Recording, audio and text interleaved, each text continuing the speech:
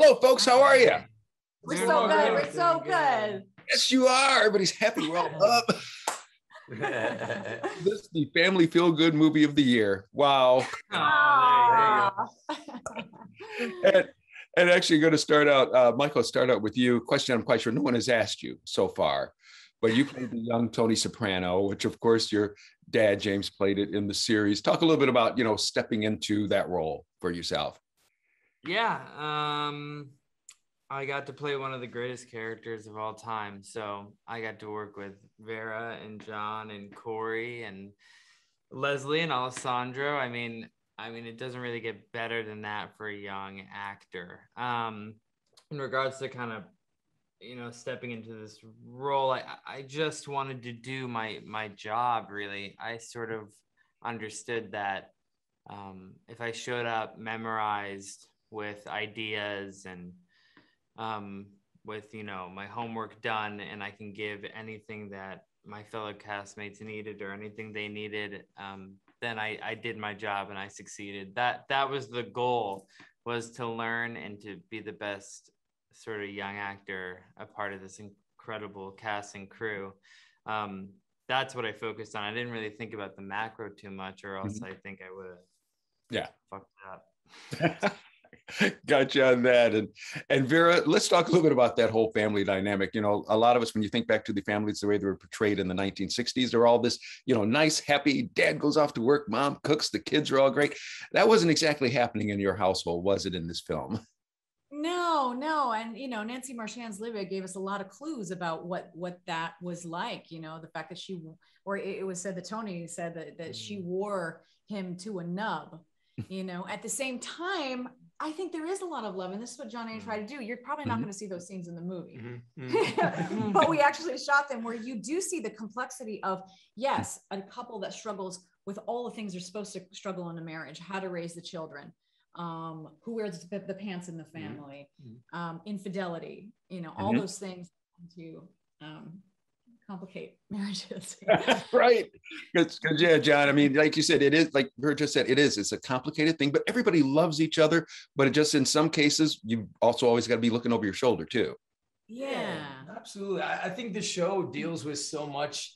There's so much about this, about the sort of inability, but the yearning and the desire to express yourself and to want something so bad, and to want to be a certain way, but you're kind of trapped by your own station in life, and trapped by what the expectations that everybody have on you. And look, I think when the writing's this rich, when you have actors like these guys and the rest of the people in the cast that are just, constantly digging, constantly trying to find, deeper and newer and fresher layers, it doesn't get better. You got it. Well, like you said, thank you all very, very much for your time. Enjoyed it very much. I look forward to seeing it again. So take care and enjoy the rest of the day. Thank you. Hi, how are y'all? I'm good, thanks. Good to see you. And starting with you, Alessandro, just thinking about your character, in this movie, because to an extent, it's kind of like really focused on him, somewhat. You see these guys who they've got this great business mind, this great business plan. And it's kind of like if they had only just kept it, per se legal and, without as much violence, they could have probably rivaled like General Motors back then.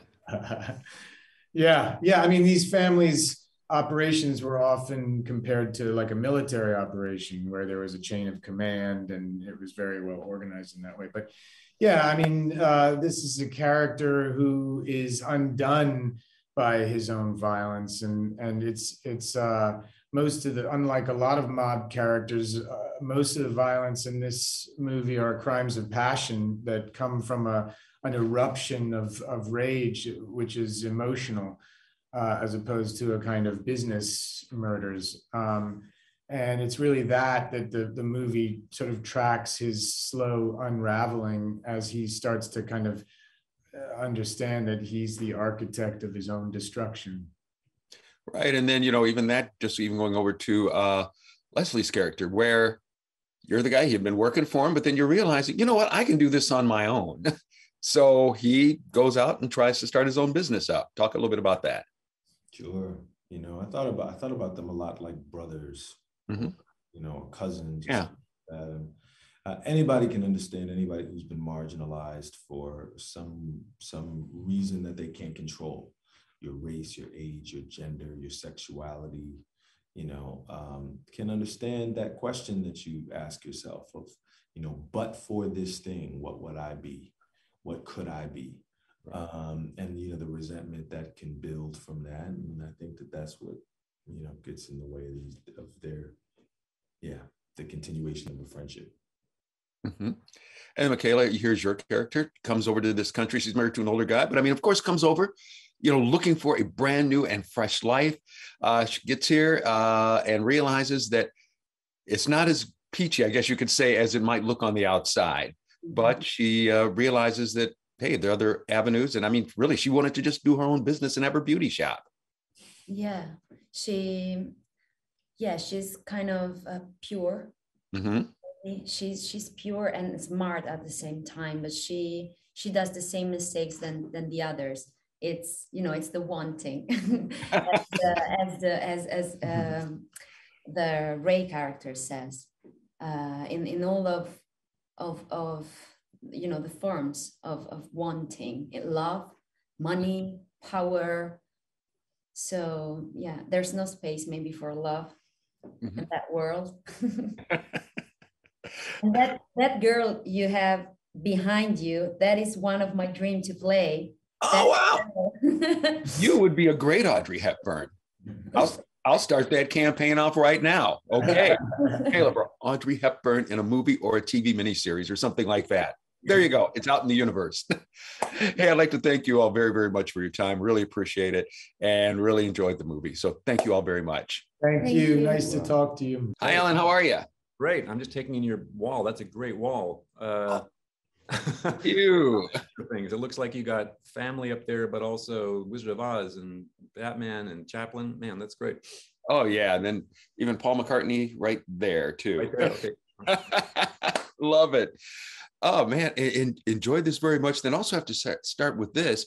You directed several of the television episodes as well of The Sopranos.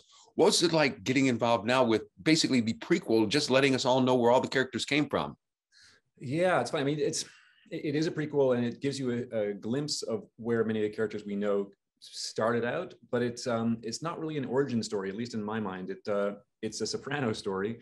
Mm-hmm. It's I think David Chase managed to find another character in the mythology who'd never appeared in the show, but where you could dive into the same questions and the same tones. Dicky Moltisanti is the hero of this movie. We're using the word loosely.